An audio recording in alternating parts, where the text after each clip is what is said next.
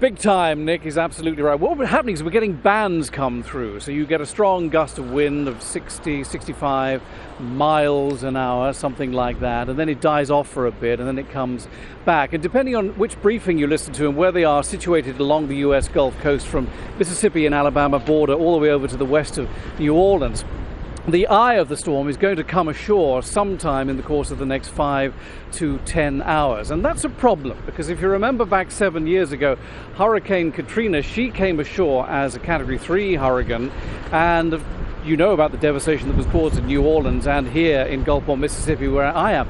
But this one, Isaac, is a Category 1, but don't let that fool you, because it's moving so slowly that it could spend hours over New Orleans or here in Gulfport, dumping lots and lots of rainfall. The storm surge could be quite high. There's already one going on a little bit, and of course leaving driving winds pounding into buildings for a long time. So it is a Category 1 hurricane, barely, but still potentially a very, very dangerous storm, Nick. And this could last for the next 24, 36 hours easily before she clears out completely. Nick? Yeah, very dangerous, John, not least for the oil and gas industry, big industry down there in the Gulf. How is it affecting all the rigs out in the Gulf and so forth?